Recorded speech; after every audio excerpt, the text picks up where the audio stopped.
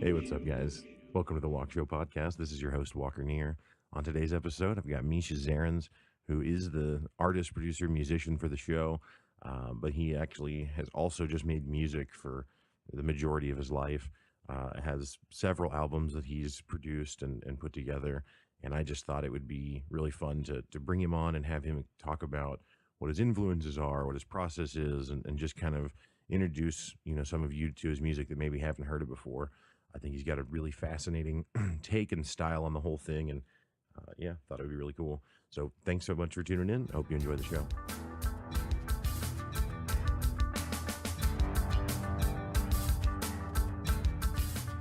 Hey guys, welcome to the Walkshow podcast. Today we have a pretty special treat. Down from St. Louis, we have the producer, artist, and musician of the Walkshow podcast. That is Misha Zarins. Hey, what's up? What's up, man? So yeah, we're just kind of gonna jump right into it. For those of you who don't know Misha, Misha is one of my best friends for my whole life, and is a really interesting character. Misha went to Phoenix for nearly a year to go to school to be an audio engineer, maybe over a year, I don't know, but quite a while to be About that. an audio engineer, and so is basically a professional audio engineer, even though that's not what he does for his profession. For his profession, and I don't mean to speak for him too much, but he's an electrical engineer, has a degree in electrical engineering, and then has leveraged that into literally being a rocket scientist. Gangster So, shit. Gangster he's still a super grounded and interesting guy, though. Like I said, I love to death, and I'm super excited that he's here today. shit. Not literal rocket scientist, but Yeah, okay. yeah, he's a rocket scientist. I'm not gonna say where, because we're not gonna put that out there, but he works for a fucking rocket company, so fuck off.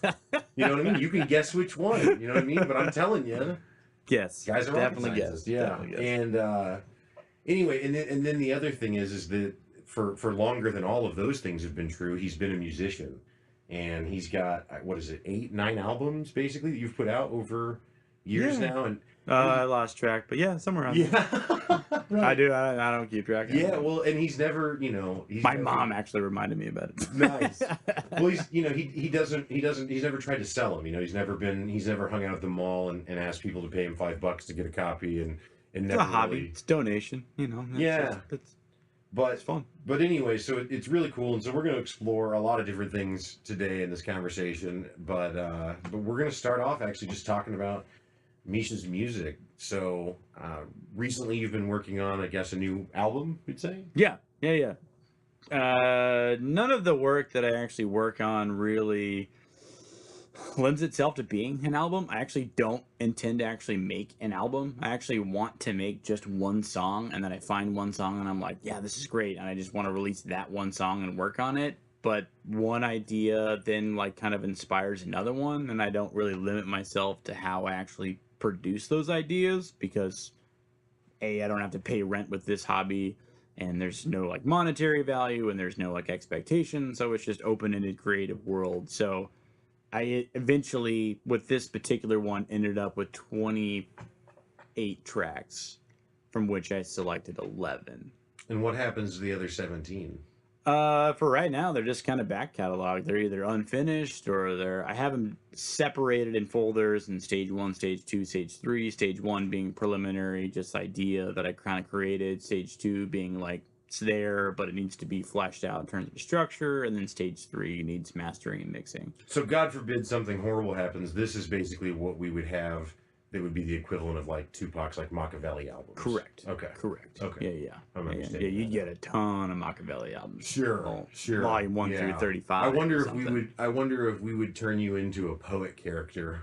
It's super weird because I actually think about it all the time. Like, what if I died? I wonder if my fiance Bridget would like actually go through my computer and find out like all these songs, because I'm working on another album where I sing and creating like singer-songwriter stuff, and it's just me and acoustic guitar. Like, would she find those? Would she Right. want to like produce those and like give them to someone to like produce them and like have a way to like Mm-hmm. I don't know, be a memento to my Right. memory, you know? Like I Right. mean, I don't know. Yeah. Unfortunately, most of the listeners probably don't know, but she doesn't actually have ears. Yeah, So true. it would make it very difficult for her to locate the music. Right. I mean, maybe she could find the files, but she's not going to know what it is. Actually makes my job a lot easier knowing that she actually doesn't have ears. It makes it actually better. Okay, she actually does have ears. But what's funny is that what I actually love about her is the fact that she actually doesn't care about music at all. Right. It's awesome. Her hobby is actually dogs. And what's funny is that, like, I don't really care about dog aspects in that regard at all. Hear that? Let the record show. No, and she's known, and we've talked about it openly, where it's like, if we had conflicting hobbies, because that's kind of a thing with relationships, is that whenever you find somebody, you try and find someone that has a similar interest. Like, oh, we both like baking, or we both like painting, or whatever. Mm-hmm. So we're common in that kind of interest, and that's why we're so compatible, and why this relationship will last. But actually, what makes us incredibly compatible is the fact that we have diverging hobbies that neither one of us can be. We're both stubborn.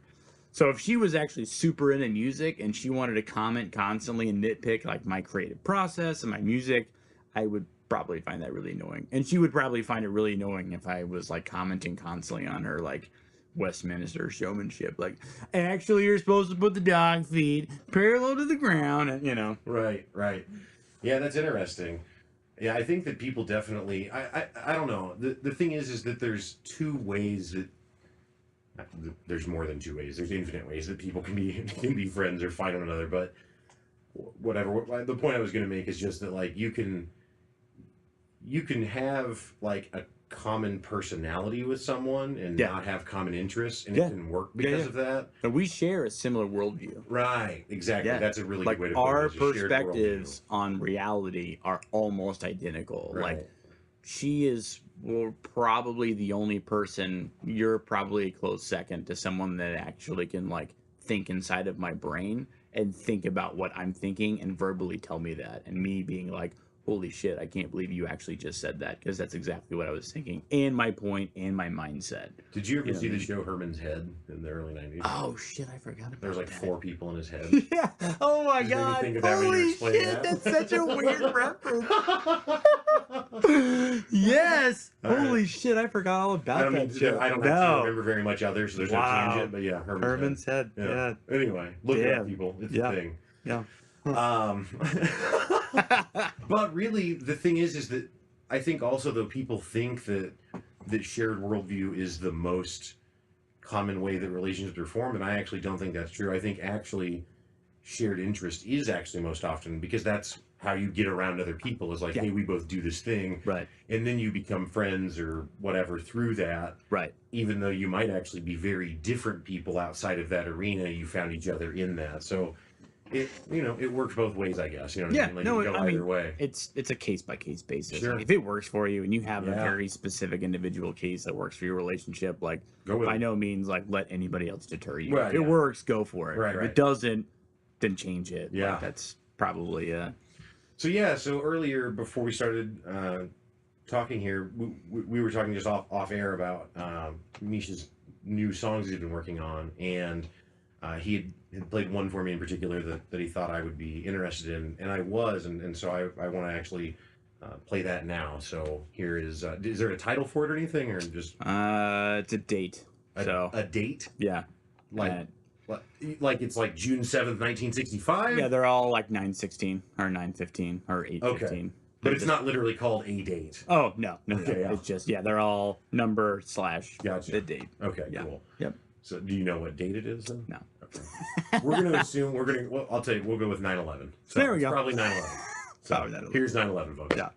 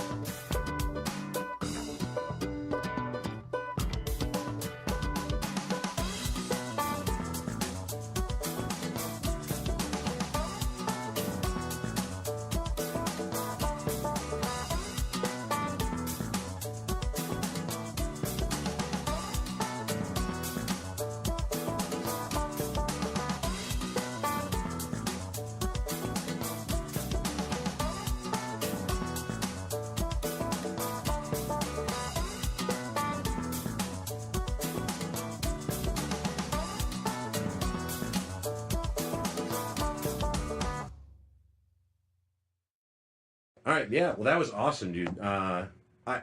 So the thing that's, again, you've made albums for years and years now, Right. and the thing that's common in them is that there's a use of the banjo that frankly you just don't hear outside of very specific genres. Yeah. And your music doesn't sound like banjo music, but it's something that I feel, having listened to your music for a long time, that it's almost kind of like your unique niche. Now, I'm not super into. I don't listen to a wide variety of acoustic artists, so I guess I can't speak to the breadth of what's available. But I've never heard anything that sounds like what you're playing. I've never heard anything that uses the banjo combined with that up tempo style of acoustic music. Sure. Does that Sure, make sure. sense? And the layman trying Yeah. to speak to it, but No. Yeah. No, that's it. The banjo gets a bad stigma because it comes from Appalachia, because people attribute it to folk, because people attribute it to bluegrass. redneck, hillbilly. Yeah, right. I mean, it's mountain music, Deliverance. and it's not that it's not that, and that's bad in any way. It's just when you think about the guitar and you think about like metal and you think about distortion, you think about the way it's played, like certainly the guitar is not played just that way. Like you can have classical or flamenco guitar, you could have like blues, or you could have singer-songwriter. Like there's a variety of ways to use that instrument that's utilized for its intended purpose. And the banjo unfortunately just gets the stigma where if you play the banjo, then you're dueling banjos and you're from Arkansas and you're Deliverance and you're gonna, whatever. Right. But really, like it's such a percussive, like twangy, funky instrument that there's no reason that you can't play metal on a banjo. It would sound kind of unique and maybe weird. And there's plenty of YouTube videos of people like actually doing like metal and stuff like that, but not really a lot of people out there that create the banjo to necessitate an idea. And really, it wasn't that I like sought out to like create music with the banjo and I wanted to include it. Exactly the opposite. I tried to collect music instruments so that I have a variety of tools with which to create from. The painter has the best chance of creating the picture that they want to create if they have a wide palette of things that they can choose from. And so that's really my approach to it, is that I thought, well, shit, this is a really fucking awesome, funky, like bass riff or fucking funky drum fill or guitar riff. And there's something that's kind of missing. And then the banjo just kind of like fit. And I just hit it. And I was like, damn, that just like ties it all together. It's awesome. And nobody plays it like that. And I don't know why no one plays it like that. Because you can just funk the shit out of that thing. You can bend strings. You can just make it super percussive. And it's just super fun to play it that way. So I don't really know. I don't, consider myself like an innovator by any means, but it's fun to just play around with elements that are otherwise been stigmatized or put into a specific box in a category, Again, I don't know how valid this is for someone with an actual ear for music. I mean, I spend an enormous amount of time listening to music, but I don't actually know that much about it. But it actually kind of reminds me, and again, feel free to correct the record, but it kind of reminds me of the way that that Les Claypool, the Primus guy, plays the slap bass. Yeah, correct. Like, it doesn't sound like it, but it's reminiscent of that. Yeah, no, for it's like sure. kind of reminiscent of that, where it's like it's still just, I mean, it's a bass or whatever, but it's like, but he's doing something that's kind of unique with it, and it's not like it's a wholly wildly different experience. It's still a bass, it's still a banjo, but it's a little nuance, it's a little twist on it that is interesting. And in the case of him, has provided him a 30-year career in music. I mean, absolutely. Yeah. No, for sure. Absolutely. I don't know. And the weird thing about that, I mean, if I was given a chance to have some kind of monetary value on my experience of making music and make that some way to like produce income for me and pay bills, like I want to say obviously that I would take that opportunity, because then I get to make money of the thing that I love doing. Yeah. But the downside of that I do think about is that then I have to produce based on the fact that I need it for rent or a mortgage or a car payment. And because I have to do those things to supplement my income, I have to think about the product that I'm selling and what audience I'm selling it to. So for Primus, like initially I'm sure that they thought about like, let's just go out there and just like play some music and see what happens. But the thing that I don't like about Primus, and this is a little like overly simplistic, I guess, but it almost becomes gimmicky. Yeah. Because now, after they're like 10 albums in, they're still producing like the same kind of style because it's expected of them to play the same kind of style. Because if they changed it and all of a sudden they just made like a jazz record, their whole fan base would be like, "What the fuck is this?" Then it's like, I've got a mortgage to uphold. Yeah, I've got but I think I think that's part of like artistic risk. Like um I think that that's part of the gamble you have to take. Like if you look at Tool, which we'll talk about Tool later or another time or whatever in more detail, but For sure. but if you look at like Tool, their albums are pretty different. Now, Opiate to Undertow, which are the first two albums, Right. are pretty the most similar in tone, I would say. Yes. But going from like Undertow to Anima, wildly different. Anima to Lateralis, you can follow the progression, but those do not sound the same. 10,000 Days doesn't sound like any of them. And I would disagree. Only because I think that there is a progression there that remains rooted in what they were, but exploring the boundaries with which they have to create. Certainly, Right. when they brought on Justin, the bass player, Right. like things kind of opened up because he was way more of an innovator and But yeah, more if of a you- part of the song than Paul was. when if he you was look playing at like on bass. 10,000 Days, though, if you look at a song like The Pot or Wings for Marie, Wings for Marie or Rosetta Rosetta Stone, or Right in Two. Thank you. Yep. Exactly what I was going to say. There's nothing else in their catalog that sounds even kind of like No, that. but And Primus isn't willing to take that risk, is my point. Exactly. Like, Tool is willing to explore. So, But it's a progression that starts from a base that slowly moves towards that, not Sure. drastically changes that. my only point, though, is simply that if you were to, say, for example, get the ability to make money off of your music and go that direction with it, I think the only way you end up being gimmicky is if you choose to be gimmicky. I think I think that Primus chose that, and maybe they didn't choose it. Maybe they didn't sit down and say, "Yeah, let's just do a gimmick because that's all we care about." Right. It probably was more organic than that. Right. But ultimately, it's just about where you're willing to push yourself and Right. if you're willing to fail. I Right. mean, Yeah. Right. 10,000 Days when it came out was my least favorite Tool album. It now is, in my opinion, their masterpiece. Right. And I hope that the one that Let's comes calm out down. soon. Let's slow down. No, there. I won't. Okay, I let's won't. not. Anima's their masterpiece. Okay, we'll agree to disagree because We'll I'm agree to right. disagree and So talk about it that's another fine. time. I'm right. So that's yeah, okay. right. That's fine. So, anyway, so back to your music, not just these other Primus and Tool. How do you record? So obviously you play the banjo. We've discussed that, but do you play all of the instruments? Are you like Trent Reznor, or do you ever have other people come and play for you? Like how do you actually literally record the music? No, so the only thing that I don't make myself physically on an instrument are the drums, and that's because I don't have a drum set yet. But in the recording software that I have, you're given the ability to write on a specific track and a specific instrument and include drums, and so the keyboard then becomes each individual note for a drum.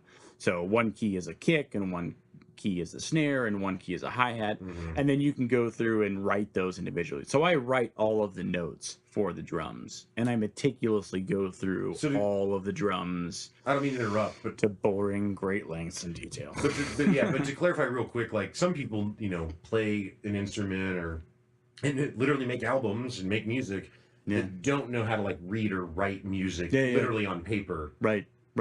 You do have that capacity, correct? Yes. Yeah. So sight reading is a little bit more difficult for me because I don't sight read, meaning like I don't pick up a sheet music, look at a staff, and then like look at the note and then play that based on the progression of the measures. But I understand theory, so my ability to understand what key I'm in, what notes I'm playing are all things that I've learned, things that I've known throughout the entire year. So I have kind of a blend of both learning by ear and learning technically. Like that's kind of what it's called. A lot of musicians just learn by ear. They know how to play by ear. They're fucking amazing guitar players, great drummers, whatever. I mean, great, even jazz musicians, very technical and awesome. Some people are very classically trained. They learn how to just sight read. They go through Juilliard and all these really high prestigious schools, and they know how to play that way. One's not right versus the other. One doesn't really make you a great musician versus the other. It's more just about your intent, your practice, and your willingness to actually pursue it. You know, like with anything else. Yeah, I guess what I get. Well, the reason I was kind of asking that is that so you were describing writing the drum notes in the software. So is that you looking at the staff and putting notes in and like that? Is that how you write it, or how does Yeah. or do you are you like yeah? Explain that. So I generally will start off writing a drum track, and I'll write a drum track that I really like. Generally, the drum tracks that I really like are hip hop based, James Brown based, funk based. I'll write something like that in the time and BPM that I want, how many beats per minute, Mm-hmm. how fast, how slow. Generally, I'll write that around a lick that I've written on the guitar, because I'll just sit on the couch and I'll just practice and watch TV or whatever, and I might come up with something and I'll be like, oh shit, I gotta record that because that's fucking badass. I need to record it right now. And if I have the opportunity to, I will immediately go to my studio and sit down and record that, and I will find a beat that matches it in the BPM to that, and then I will loop that beat indefinitely until I write out all of the parts associated with that. So I'll play the melody, I'll record the melody till I get it, till I want it, and then I'll start kind of playing around with different song structures of changing keys. Okay, well, now I need to go to a bridge, now I need to go to a chorus, and each section I'll just kind of treat as its own, and then I'll just start layering on top of that a bass line that complements it, banjo line, percussion elements, whether it's a shaker, cowbell, pots and pans. I've done that before in the past. I've played car doors. I've played car horns. Just whatever comes to mind, because I'm not limited by what I can record and what I want in my music. So It's interesting because as someone who doesn't make music at all, you hear a song and it's like, oh, well, how did they write that? And you're like, oh, well, they heard the song in their head and then yeah, made it. no, But it's actually much more, and I arguably someone could write a novel and that could be the way they did it. But from my understanding, it's typically a writing process, right? Where yeah, you write out like, well, this is the direction I want it to go, right. and I'm going to figure that large direction out, and then I'm going to go back in and find and discover, and that's really the creative process. But when you don't, it's just interesting how many similarities or how analogous those things are. Generally the latter. Sometimes I'll have a moment where I'll hear all three sections, maybe in terms of notes, where I'm like, oh, the chorus is going to kind of go like this, or Yeah. move up in like a third or a fifth in the direction of the verse. But generally speaking, like, it is total discovery, and I will spend sometimes hours, maybe even sometimes days, working on the next section. And if it's not right, and if it's not something that I feel like I'm grinning ear to ear, and I'm like, fuck, that's badass, and I love that. Yeah. Because at the end of a recording session, especially like when I've recorded something that I like full drums, full like bass, guitar, all that stuff, I'll put it on my computer speakers and I'll turn it up full blast, and then I'll just like walk around my studio and just listen to it, and I'll fucking jam out, man. I'll fucking dance. Like, I get into it. I do, because I love it, and it makes me ridiculously happy. That's like, so I good. go upstairs and I am just like on fucking cloud nine. I'm like, you have no idea what I just did. And you obviously don't care that you being Bridget, she's just off in her own world doing dog shit, and that's totally fine. I don't care. But for me, it's just like it makes my life better, man. Yeah. It does. I love it. I wouldn't change it for anything. Even if I don't get paid ever and nobody hears my shit except for you and my mom, I don't fucking care. Right. Like, it's worth it for me to do that. Yeah. But there was so back to your original point about writing it based on seeing the whole project, or maybe seeing it based on discovery. There's a great book called How to Fly a Horse that is about the like dismantlement of like the genius personification that we have from creative aspects. Like, we consider like Bach and Mozart and Beethoven to be geniuses. And there's this stigmatism with the word genius that goes with the creative process, that these people were somehow like akin to a gift that makes them be able to create something that was just like bestowed upon them, like almost like divine intervention. Like, they were just like, I had this vision and then I blacked out and then I woke up and I wrote fucking, Symphony Number 9. And it's like, No, they didn't actually. And this person that wrote this novel actually goes through like historical documents and looks at it and shows like they went through meticulous process of trial and error and frustration for months on writing, like day in, day out. Like this didn't work, cross this off, this sucks. Like here's some notes that they wrote, this sucks, cross that off, throw that away. Like this did work, but it was like only at the end of this section. Like it was a very trial and error process. Like they worked on their craft hard, meticulously to get to a skill level where they could produce. It wasn't just this like I'm born with a gift, so I just wake up and I get fucked up and then I just create something great.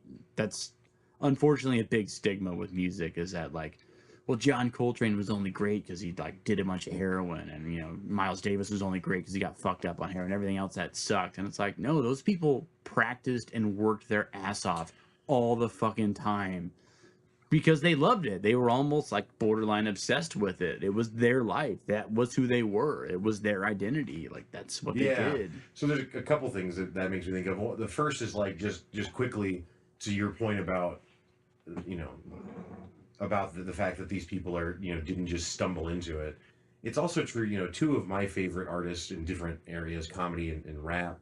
But I mean, they're my top people in those genres are Dave Chappelle and Tupac, right? Right. And both Dave Chappelle and Tupac went to performing arts high schools. Yeah. Like, right. You know what I mean? Like, they're trained performers. They're trained entertainers. Right. They're not, they weren't just happenstance turned out to be good at it. Like, and then what that takes me into is, Malcolm Gladwell is an author that is one of my absolute favorite authors. I've read all of his books, and I listened to his podcast. I've looked up every interview I've ever been able to find of him on YouTube and watched it. Yeah, he's great. I'm fascinated by him. Yeah, totally. And he has a book called Outliers, The Story of Success. And that book what the book you were describing reminded me of it. It's an exploration of how people are successful. Now, the most common anecdote that people are familiar with from that book is this concept of 10,000 hours. Right. Which people kind of misconstrue to say that what he says is that if you put 10,000 hours into something, then you're good at it, which is not what he says. What he says is that at minimum, you typically find that to become an expert at something, you have to spend at least 10,000 hours on it. Right. But you might not still be the best in your field at it just because you spent 10,000 hours. Yeah. That's just the minimum threshold to even begin the conversation. It's kind of like in martial arts, like people think that the black belt is the top, but really the black belt is like, now you're actually a student of this, because before now you didn't know enough for anyone to even care. Yeah, you're competing against other schools now, not just within your own school. Well, to some extent, I mean, I think it's kind of like a master's degree or something compared to like a BA, right? Like correct. Every level of degree, but for sure. Anyway, but so in the Malcolm Gladwell book, again, Outliers, he highlights some of the people you mentioned. He talks about. I think it's Mozart. He talks about, was Mozart the 16-year-old? Or like Mozart, 6-year-old? He's super young. Yeah. Okay, yeah. So he talks about the Beatles, several other successful things, but in that he talks about how people think that Mozart is a genius that had divine gifts, like you described, right? Because at 16 he produces some of his greatest works that are still considered classical great works to this day. Yeah. But he had been composing since he was 6 years old. Correct. So that's where the 10,000 hours comes in. Like, he was grinding forever. So the fact that he did it when he was 16 is almost irrelevant because he'd done it since he was 6. Who does something from the time they're 6 that consistently? Right. Well, and the context of, like, Mozart specifically that, like, kind of is always taken out of context. Like, oh, he's just, this kid genius that did these really great things. You're not putting it in context of the time period, and you're not putting it in context of his parents. His parents were both musicians, and largely a lot of his work, historically, at least from documented perspectives, is done by a lot of his sister. So, but his parents were both musicians, and his parents like impeded on him to do meticulous practicing of violin from a very early age. So he didn't have the internet. He didn't have TV. He didn't have radio. There was nothing. So all of your time spent at home was family time. And if your parents are musicians and what they want to do with family time is you fucking practice because they are obsessed, they're that oh, what's that fucking kid show where the mom was like obsessed with getting her kid into a pageant? Yeah, pageant nightmare. I don't know what the Yeah, fuck it's right. One called, of but those yeah. things. Yeah, but you know, like they go through like hours and hours of torture of the kid. Yes. That was Mozart. Mozart did that. He developed arthritis when he was like 18 Right. because his dad was just like, no, play it again. I Right. mean, he was 6 and he was playing 8 hours a day every day. Like he didn't have TV. He didn't have kid time. If he went outside, Right. it was to play stickball with a stick that you hit with the ball, and that was it. You know, Right. like that. You know, so like this idea of him being like a prodigy, it's like he may have been talented in the field based on his genetic heritage from his parents because they were both musicians, I guess, but largely it was based on his environmental impact of his parents from an Yeah. early age. So all he did was just play. So it's like it's hard to argue that he was actually like a prodigy because that's all he did. Right. Well, and that's the entire point of the Outliers book is that people think that success is derived from like grit, willpower, and like innate talent. Right. And if you look at just about any success story, and Malcolm Gladwell explores basically only the most successful stories. Right. Again, like the Beatles and Mozart, like those are the icons, right? Yeah. Right. That's just never the case. Like the Beatles, for example, had, I don't remember if it was like a year, maybe 8 months, I don't know, some period of time where they were just living in Germany and they just performed 8 hours a day at some bar in Germany, Yeah. 5 days a week. Yeah. They literally just played an enormous amount of shows. Yeah. Right. So by the time they actually release a studio album and come to America and all this, yeah, they seem like this phenomenon. But again, they already put in Right. 10,000 hours. They already put in the time. I read an interview with Tool and they talked about how they were able to play so well together. And Maynard was like, the lead singer was like, we early on played so many shows that we were playing almost 365 days a year. When you spend that much time around someone and you play in a creative endeavor that well together, you learn how to read each other's body language, how to read each other's like movements. You know, you kind of like telepathically, you kind of come together as a unit because you spend so much time together. So you play together better. Like it does take time for those things to come in fruition. Like it's not just an innate quality that you're born with. Like so. Right. Yeah, it's super. It's always super interesting. I have another friend that I remember. It just speaks to like if you just spend the time, like you can do just about anything. Like yeah, right. And there is talent. There is talent there, but that just be like there's a a really weird kind of phenomenon that I really like where you see like kid geniuses that go on like Jeopardy and stuff. Have you ever seen one of those kids like as an adult, like as a CEO of a company or like a Fortune 500 company? I mean, maybe they are, maybe they're just not advertised that way. No. But generally, like they're perceived to be this like, oh my God, they're gonna do like great things with their life. They're in Harvard and they're 16 years old. And it's like, wow, that's mind blowing. But then you fast forward like 20 years later and they're like alcoholics or they're like just junkies or something or they're just not doing anything that's like remarkable that they thought the general public was going to do. And not because they're not able to do that or anything or that there's some reason for that. It's just because they had that quality when they were young doesn't mean that they followed through with it and that made them successful. Yeah. You know, like yeah. It does determine for your own intuition to be something that you follow through with. Like it is willpower to a degree. Like it is like, I'm going to put one step in front of the other here and see where it goes. Like, right. But it's also like, you know, we're completely off track from your music right now, but we'll get back to that. But like in the Outliers book, you know, another example he talks about is he's from Malcolm Gladwell's Canadian. So hockey, big thing there. Right. So he talks about how the way that, and I'm getting the months wrong, but whatever, for the sake of the explanation, assume this is what the book says, but as far as the actual literal months that he references. But basically, the way it works is children start playing hockey at a pretty early age, and then once they get to like 8, 9, 10 years old, then there becomes a division where now there's a like slightly more elite league, right? And to get into that elite league, you have to basically be recruited into it. And if you get into that league, you get access to like more coaching, better equipment, more practice time, everything, like more games, just everything, because it's the more elite league. Sure. except that the way the enrollment in the hockey league works is it's based on the age range that you get put into is based on your birth month, right? So, because of the way it works, everyone who's born between January and March of a given calendar year, and again, that's what I'm saying, that might not be right. It might be different months. I don't know, but whatever. We'll say January through March. If you're born in that time frame, like it's like 70 or 80% of the people in the NHL are born in January to March. And the reason for that is because when they're little kids, even though as an adult being 9 months younger than someone or older than someone is completely irrelevant, when you're 10, your body is changing so rapidly that that 9 month advantage, if you're born in January of 2000 instead of December of 2000, Right. you're almost a full year older. And that maturity, that physical maturity, is just a direct benefit to you in an athletic competition. So now you get recruited as one of the elite athletes because you're simply just more physically mature than the other kids that you're playing with. Sure. Which then puts you in the elite league where now you get access to all of this stuff that the other kids don't get the access to.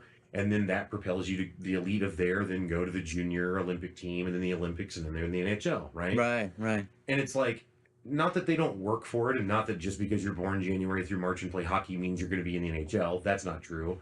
But if you were born in December, it might not matter how hard you work. Yeah. Because if Right. you're the runt at the wrong time, Right. that's just what it is. Yeah. And it's like, Sorry, Rudy. yeah, exactly. That's why it's a fucking movie and not, not some real story. But anyway, I don't know. It's just it's interesting because it's not to say that, that things will just definitely not work out for you if you don't, you definitely have to try things and believe that it can, but Yeah.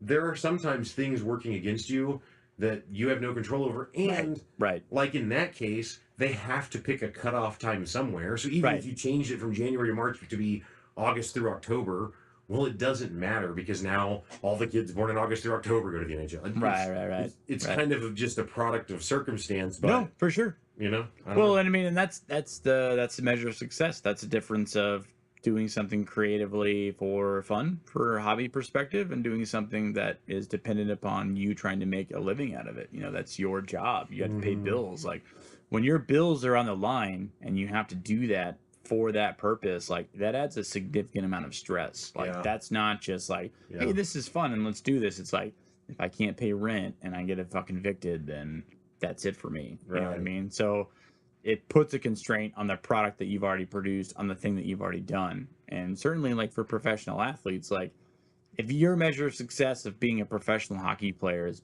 getting into the NHL, which it likely would be because what else other Right, goal I is don't there know. other than like the Olympics or something? But you can't control that. There's no way for you to control that. You can be the best hockey player that there is, and you may just not make the cut. There's Like, just a it lottery may not- aspect of things. Yeah, that people exactly. Don't attribute enough to. Right, You which know? is what's weird about taking like specifically like an athlete's perspective of trying to work towards success, because it's like I don't really know how you make yourself successful other than at a professional level, but you don't have you don't have any kind of control on a professional level to make that success. I guess that's probably largely true with music, but at least from my perspective with my music, I could, if I actually wanted to, go out and try and market it to sell in like commercials, and I can make myself more marketable to do that kind of domain. Not an artist perspective of like I'm going to play live shows and I'm going to sell albums. Like maybe that doesn't work out for me, probably won't at this age, but I could actually try and sell like jingles and write jingles. Like there's shit tons of good money and people that make wide range of success just doing that, and they're really good at it. But I guess I could do that, but that's a different element. You know what I mean? There's different monetary values of that's like success I to watched play from. on Netflix. They have this new documentary series. I think it might be called like Losers or Yeah, something have you like that. seen that? Yeah, Dude, it's did you watch the dope. boxing one? There's like episode one. No. Which one did I watch?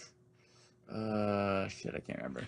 I won't describe the whole episode because whatever. It's only 25 minutes, so if you're interested, check it out. I think it was fascinating. Yeah, no, it was a cool show. Really cool because it's an interesting deep dive documentary, but it is digestible 25 minutes. It's not a 2-hour film. Anyway, basically though, the boxing one, this guy's a boxer, hates boxing, becomes champion, hates it, gets really injured. but he spent so much of his life being a boxer that he's also kind of stuck in that, and ultimately becomes a like a Hollywood boxing trainer. So when actors need to prepare for the next Rocky movie, that's one of the guys that gets hired to train them in that. Yep. And so it's like he's still able to leverage his knowledge and lifetime of work into something related that's not actually just you have to be a prize fighter. Exactly. Right. So expand upon your level of success that you think is actually success. Right. Because if your idea of success, from my perspective, is to be a musician that's successful, I'm not going to be the next Ariana Grande. Is that her name? The new like pop star. A musician? I think you call that a performer. Yeah, no, I mean, well, she's totally like pop star, but I'm never going to be at that level of success with music. Like that's not, if your idea of successful is being, well, we'll just say musician in quotes, but if that's your idea of success is to be that, which is the American Idol, The Voice, all that shit. Like if that's your idea of success, you don't have control over that. Like there might be a wider range of success that you actually find enjoyable. Like, well, maybe I'll just be a voicing coach. Maybe I'll do voices for jingles for commercial. Like there's other aspects of monetary value from a business perspective that you could do. Yeah. And so, I mean, I guess, to go back to talking about your music a little more, like, do you think that it sounds like what I'm hearing, I should say, is that the fact that you haven't ever tried to really explore, at least not like with a ton of momentum, to explore making money off of your music, that it's kind of allowed it to stay in this just like really comfortable, rewarding place because there's nothing else tied to it that forces it to go somewhere that it wouldn't on its own. Yeah. No, I genuinely, if it goes somewhere where it makes me money, that'd be great. The problem with music is that it is a lot of money to copyright your individual songs and your individual collection. Is that why people go with like labels, because they handle all that for you? Is that the benefit of that? I guess. Yeah. So I can pay all that stuff up front, but really my return on that investment is probably pretty minimal. I mean, I could then pay a cost to go on, Spotify or Google Music or something like that, and then have people pay a subscription. But for an individual song, when I first learned about music business back in Phoenix, like it's like $45 a song. So, I mean, if I have 10 songs, like, you do the math, like that's just for one album that I just did on my own. Like maybe I don't have a lot of money to put up that income alone, and maybe I don't make that back, So it was more just like, I'm just going to kind of do it for fun and just kind of see where it goes. If I got a significant like fan base or people that wanted to see it go in different directions, like sure, like, but it's always just been something that is super fun and enjoyable to me. It's interesting. I watched. Have you ever seen the Hassan Minaj show, Patriot Act, on Netflix? No, I haven't. Really? I love that dude, though. He's awesome. Me too. Oh, he's hilarious. So irreverent. Yep, great. Super great. His show is interesting. I watched an episode of it last night, and I watched all the first season before. Nothing against him, like, or that show. No, I know. I just don't really watch TV, so I don't. Yeah. Well, I mean, you watch Netflix stuff. Some. Oh my God. I really don't. I told you. I really don't. I know. I told you people. I'm not leaving, bro. Well, whatever. Okay. No time to watch TV though. Yeah. No. Look at your fucking telescope more. Thanks. Anyway. Yeah. Oh. So. Yeah. Here we are. Have another sip of coffee. So.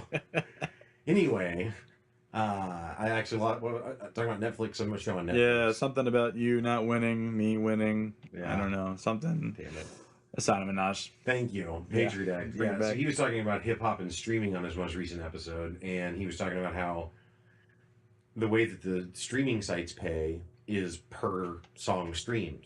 Yeah. So what that has done is it has influenced like he was talking specifically about the whole mumble rap scene that's burst out lately. Right. And how Lil Pump, Gucci Gang was, I think, maybe like a Billboard Top 40 song or something, and it's only like 2 minutes and 7 seconds or it's under 3 minutes. Sure. And it's like it's a very rare occurrence that a song that short makes the top 40. Yeah. And so, but he was saying that because they pay per stream, now what you have is this entire rush of mumble rappers that, because of that, are incentivized to make shorter songs, because if they make 10 1-minute songs, they get paid more than if they made one 10-minute song, even though you still invested the same amount of time listening to them. Yeah. So, Right. like, the business model is influencing the way that the art comes out. Sure. You know what I mean? Yeah. So it's Yeah. Definitely. specifically, you know, the opposite of what you kind of had to experience by not trying to tie that to it. Right. Yeah. Yeah, I mean, there's there's a lot of different models for going with whatever kind of direction you want to. Obviously, this is something that we're trying to kind of take into a full direction of going and see where we want it to go. You know, and I wanted to do something that's well and produce something that's our own creative endeavor and see what the mold is going to produce and then generate it and move forward. Have you ever seen the show, The Great British Baking Show? I don't really watch TV. Oh, you like Netflix. You told me you like Netflix, so we already referenced that earlier. So it's this show, even if you don't like baking, that's not really like where the quality in the show lies. What I like most about it is that it's actually like a reality show set around like a competition, just like it would be in the US. But it's not drama filled. It's not like cutthroat where like I'm angry against my competitor. A lot of the people that they actually find to be on the show are just like housewives or men that are just like baking their like their free time, and they just do it as a hobby, and they're not like, I'm trying to get my next restaurant and I need $10,000, so this is gonna help me and my dad get over cancer. And it's like, whoa, Jesus Christ, like calm down, like not that big of a it's much more like laid back and relaxed in terms of their approach to creativity. So that's, I guess, kind of my endeavor, at least in this moment of time, where like, because I already have this job that is very fulfilling for me, that I like doing, I'm okay with music just being something that is fun for me to do. And if people like it, they awesome. If nobody listens to it but me, I'm still gonna fucking do it till I die. Don't care. Does Elon Musk listen to it when you're at work? Yeah, he does. Yeah, he's baller about Nice. it. He actually put it on Ripley, which was on the Falcon capsule.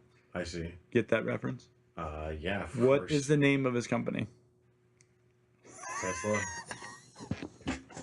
His space company. What's the name of his space company? Space Tesla. No, it's SpaceX. It's SpaceX. I know SpaceX. There you go. They land the rockets on the boat in the water, all with computers. It's crazy. Right. Well, no, I mean, Ham and I were just talking about the. It's a tangent, but we were just talking about last night about how like. I just took a trip recently, and I've only flown less than 10 times in my whole life. Right. But I think it's like super cool still because I am naive and a hillbilly. Like the time you flew to Tennessee and you couldn't pop your ears for like a week when you went and saw your ex. It was more just that I didn't understand that I needed to. I thought that everyone was just like, oh, just chew gum or pop your jaw, and that didn't work. But now I actually mid-flight will just pinch my nose and blow and then pop the ears. It's fine. But yeah, I love that story. Yeah, that was a horrible experience. It's like a week, wasn't it? You couldn't pop your ears. You're like, it's a horrible headache. I don't know if it was the whole week. I remember I got off the plane and met the person I was meeting there, and she said stuff to me. And it was just like the Muppets or whatever. It was like, wah, wah, wah, wah, wah. And I was just like, I have no idea what you're saying. Charlie Brown's nice. There we go. Thank you. Anyway, and so I was up at 30,000 feet or whatever, up above the clouds, looking out the window in the plane, and I was just like, it's so cool that we figured out how to just hurl a little metal bus around the world. Like, that's crazy. Right. And I was talking to my roommate last night, and he was like, yeah, man, I mean, we literally taught rocks how to do math.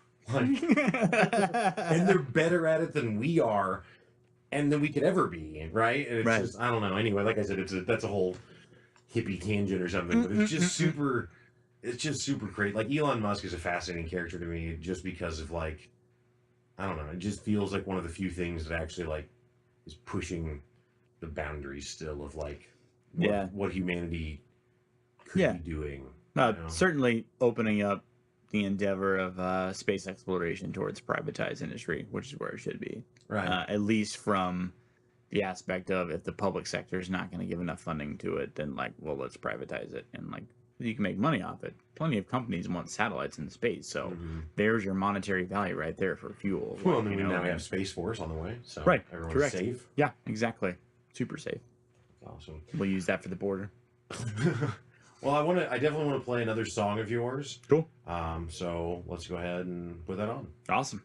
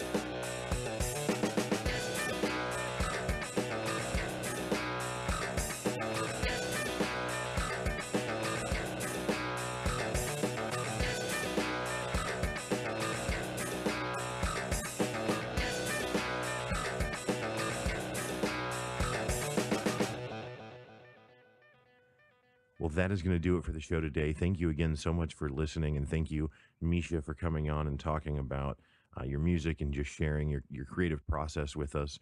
For those of you who would like to get more of Misha's music, you can find him on SoundCloud.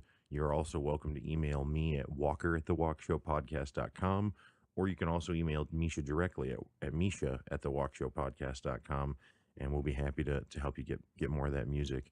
Thanks again for listening. Have a good one.